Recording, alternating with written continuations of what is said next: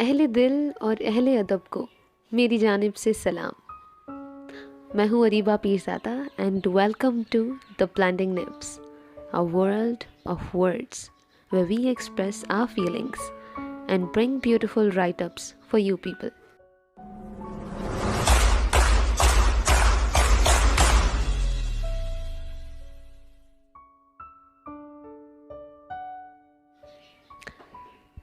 आज बात करते हैं एक ऐसे शायर की जिन्होंने अपनी सादगी में खूबसूरती को ऐसे पिरोया जिस तरह से उनसे पहले और उनके बाद किसी ने भी नहीं पिरोया है। आज ऐसे शायर की बात करते हैं जो बड़े सादा अल्फाज में बात करते हैं लेकिन बड़ी गहरी बात करते हैं। उनकी नज़में, उनके गाने, उनके अशार, उनकी ग़ज़लें, उनके अफ़साने, उनकी फ़िल्में, सब में कोई अजीब सा फ़लसफ़ा पिन्हा होता है जिसे समझने के लिए कुछ देर को सोचना पड़ता है, लेकिन अल्फाज इतने मुश्किल नहीं होते कि आपको लुग़त ही खोलनी पड़े। चले, मैं उनका नाम आपको नहीं बताती, पहले उनकी एक नज़म पढ़ते हैं, फिर देखते हैं कि क्या आप समझ पाए कि मैं किस शायर की बात कर रही हूँ या नहीं। तो नज़म है आदत। सांस लेना भी कैसी आदत है, जिए जाना भी क्या रिवायत है। कोई आहट नहीं बदन में कहीं, कोई साया नहीं है आंखों में। पाँव बेहिस हैं, चलते जाते हैं। एक सफ़र है जो बहता रहता है, कितने बरसों से, कितनी सदियों से जिए जाते हैं, जिए जाते हैं। आदतें भी अजीब होती हैं। ये खूबसूरत नज़म थी गुलजार साहब की, और आप बिल्कुल सही समझे। अब इस तरह की सादा शायरी और इस तरह का इंटेंस ख्याल तो गुलजार साहब की शायरी में ही आपको मिलेगा। गालिब का एक शेर है ना कि गमे हस्ती का असद फिर से हो जुज़ मर्ग इलाज, शम्मा हर रंग ही जलती है सहर होने तक। अब इस शेर को समझने के लिए आपको पहले तो सोचना पड़ेगा कि क्या कह गए गालिब, और लुग़त भी खोलनी पड़ेगी क्योंकि आपको पहला शेर तो बिल्कुल भी समझ में नहीं आया था। शमा की बात तो कुछ कुछ समझ में आई ना, लेकिन फिर हमारे पास गुलजार साहब है जो बड़े सादा सादा अशार कहते हैं और उनका असर देर पा होता है, देर तक रहता है। मैं ये नहीं कह रही कि गालिब से बेहतर है गुलजार साहब, मैं तो बस ये कह रही हूँ कि मुनफरिद हैं गुलजार साहब, तभी तो हम उन्हें इतनी मोहब्बत करते हैं। अब गुलजार साहब का एक शेर ही आप देख लीजिए। कभी तो चौंक के देखे कोई हमारी तरफ, कभी तो चौंक के देखे कोई हमारी तरफ, किसी की आंख में हमको भी इंतज़ार दिखे।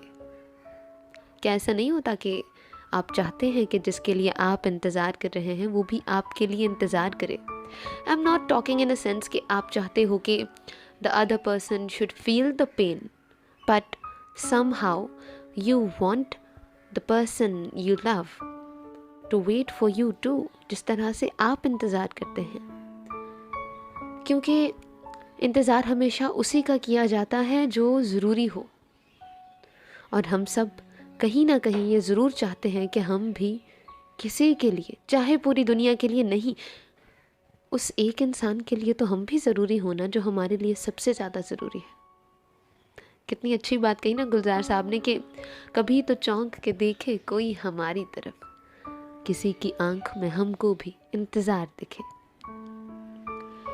इसके बाद गुलजार साहब की एक और नज़म है जो मुझे बेहद पसंद है, और उस नज़म के साथ आप बड़ा रिलेट भी कर सकते हैं, क्योंकि ये जो नज़म है ये कोई आम नज़म नहीं है कि जिसको पढ़कर आप भुला दें, कि जिसको पढ़कर आप ये समझें कि महज चंद अशार ही तो थे, महज चंद अल्फाज ही तो थे। गुलजार साहब की वो नज़म है किताबें, और आज के दौर में हम जैसी यंग जनरेशन तो बड़ा रिलेट करेगी उससे, और हमसे जो ज़्यादा पुराने लोग हैं, जो हमसे ज़्यादा कीमती लोग हैं, जिनके पास यादें, एक्सपीरियंसेस, सबक और ज़िंदगी जीने का जो एक वक्त है, जिन्होंने हमसे ज़्यादा गुजारा है, वो तो हमसे ज़्यादा कीमती हुए ना। और वैसे भी जो कदीम हो वो तो कीमती ही होता है, तो वो लोग तो ज़्यादा रिलेट करेंगे क्योंकि उन्होंने ये दौर देखा हुआ है जिसकी पहले गुलजार साहब बात कर रहे हैं। वो कहते हैं कि किताबें झांकती हैं बंद अलमारी की शीशों से, बड़ी हसरत से तकती हैं। महीनों अब मुलाकातें नहीं होती, जो शामें इनकी सोबत में कटा करती थी अब अक्सर गुजर जाती हैं कंप्यूटर के पर्दों पर। बड़ी बेचैन रहती हैं किताबें, इन्हें अब नींद में चलने की आदत हो गई है। बड़ी हसरत से तकती हैं, जो कदरें वो सुनाती थीं कि जिनके सेल कभी मरते नहीं थे। वो कदरें अब नजर आती नहीं घर में, जो रिश्ते वो सुनाती थीं वो सारे उथड़े उथड़े हैं। कोई सफ़ा पलटता हूँ तो एक सिसकी निकलती है, कई लफ्ज़ों के मानी गिर पड़े हैं।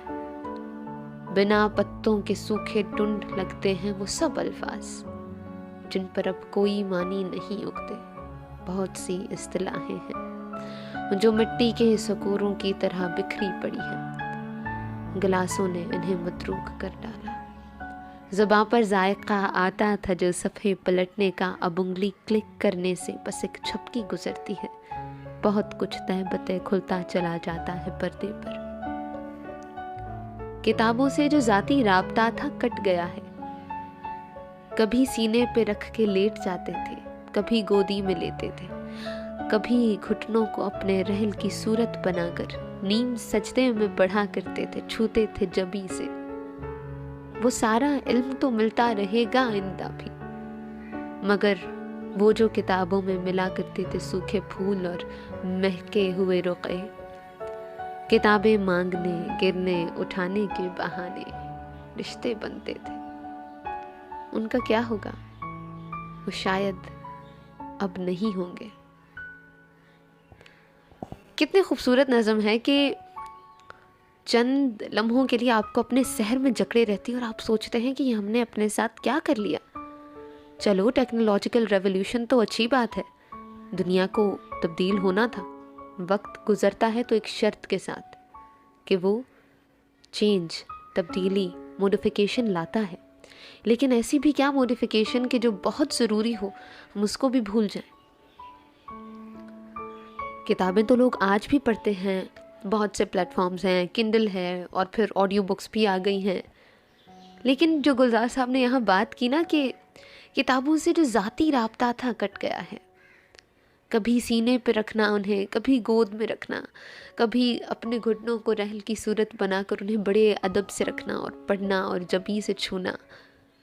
कभी कभार तो ऐसा भी होता है कि we just like to smell the books. हमें वो जो किताबों की, नई किताब की या पुरानी किताब की जो है ना, एक बड़ी सौंधी खुशबू होती है, एक मट्टी नुमा खुशबू होती है पुरानी किताबों की, जिनके जो औराक होते हैं वो फीके फीके से पड़ जाते हैं और अल्फाज ज़रा से मिट से जाते हैं। जब आप सफ़ा पलटते हो तो मिट्टी की तह आपकी उंगलियों को छू जाती है। तो ये भी तो एक ज़ाती राब्ता है ना, जो बड़ा कट सा गया अब आज के दौर में। और जब गुलजार साहब की शायरी की बात की जाए, उनकी पूरी शायरी की बात की जाए, तो उसमें एक चीज़ कॉमन है, क्योंकि चले नज़्म का तो उन्वान बदलता रहता है, गज़ल में कैफियत बदलती रहती हैं, अशार में मौजू बदलते रहते हैं, लेकिन यह है कि गुलजार साहब की पूरी शायरी की एक बात है कि वो बड़ी ही कनेक्टिंग है। बड़े ही कम अशार होते हैं जो आप पढ़ते हो तो फिर वो आपको कनेक्टिंग लगते हैं। बड़े ऐसे कम शायर होते हैं जिनकी सारी की सारी शायरी या तकरीबन हर नज़्म आपको अपने से कनेक्टिंग लगे। क्योंकि एक बात होती है कि जो इंसान या जो शायर किसी और के लिए लिखता है, किसी और का मतलब यानी वो किसी के कहे पर लिखे। जैसे हुक्मरानों के कहे पर अशार लिखे जाते थे, शायर लिखते थे, जो दरबारी शायर होते थे, तो वो कहाँ हैं आज? उनको कौन जानता है। बात सिर्फ जानने की नहीं है, बात कनेक्टिविटी फील करने की है। जो लोग अपने लिए लिखते हैं, जो अपने जज्बात की तर्जुमानी करते हैं, जो सच्चे होते हैं अपने क्राफ्ट के साथ, जिनके लिए राइटिंग सब कुछ होती है, उनकी आपको हर नज़म, चाहे वो आपके साथ वो वाक़या हुआ या ना हुआ हो, लेकिन आपको वो एक कनेक्टिविटी फील होती है उस चीज़ के साथ। गुलजार साहब की शायरी बिल्कुल ऐसी है। मैं तो कहती हूँ कि गुलजार साहब की शायरी एक एंटी डिप्रेसेंट है। आप अगर डिप्रेशन में हो तो गुलजार साहब की शायरी पढ़ो। गुलजार साहब आपको ये नहीं कहेंगे कि तुम धुतकारे हुए इंसान हो, आपको ये नहीं कहेंगे कि तुम्हारी कोई अहमियत नहीं है, आपको ये नहीं कहेंगे कि तुम्हारे जो जज्बात हैं वो ज़ाया गए, नहीं, वो तो आपको कोई मुख्तलिफ बात छेड़ देंगे। उनकी नज़म आप पढ़ेंगे तो वो कभी किताब की बात करेंगे, कभी उर्दू ज़बान की, कभी गालिब की, कभी नज़म की बात करेंगे। उनकी एक नज़म है नज़म, जो मुझे बड़ी पसंद है। उसका टाइटल ही है नज़म। तो अभी बात आई नज़म की, तो हम उसको भी आपके लिए रिसाइट किए देते हैं। जी, तो उनकी ये नज़म है नज़म। नज़्म उलझी हुई है सीने में, मिसरे अटके हुए हैं होठों पर, लफ्ज़ कागज़ पे बैठते ही नहीं, उड़ते फिरते हैं तितलियों की तरह। कब से बैठा हुआ हूँ मैं जानम, सादा कागज़ पे लिख के नाम तेरा, बस तेरा नाम ही मुकम्मल है, इससे बेहतर भी नज़्म क्या होगी। अब ये आप देख लीजिए कि कितनी खूबसूरत नज़्म थी। इस तरह से पसंदीदा शख्स को एक्सप्लेन करना, उसके बारे में बात करना, या उसको किसी नज़म से तशबीह दे देना, उसके नाम को नज़म कह देना, ये कौन करता है? ये गुलजार साहब करते हैं। तो गुलजार साहब की शायरी बहुत बड़ी चीज़ है जो आपको लाजमी पढ़नी चाहिए। अब बात ज़रा तवील हो गई, क्योंकि गुलजार साहब से मेरी मोहब्बत का ये आलम है कि आप अगर मुझे कहें कि तुम किसी एक टॉपिक पे बैठ के बात करो सारा दिन, बस उसी पे बात करना, तो मैं गुलजार साहब पे बात कर लूँगी सारा दिन। और अब बात को इख्तिताम की जानिब ले जाते हैं, और गुलजार साहब की एक गज़ल है, उससे हम अपनी बात को ख़त्म करेंगे, ठीक है? और वो जो उनकी गज़ल है वो ये है। खुशबू जैसे लोग मिले अफसाने में, एक पुराना ख़त खोला अनजाने में, शाम के साए बालिश्तों से नापे हैं, चांद ने कितनी देर लगा दी आने में, रात गुज़रते शायद थोड़ा वक्त लगे, धूप उंडेलो थोड़ी सी पैमाने में, जाने किसका जिक्र है इस अफसाने में, दर्द मज़े लेता है जो दोहराने में, दिल पर दस्तक देने कौन आ निकला है, किसकी आहट सुनता हूँ वीराने में।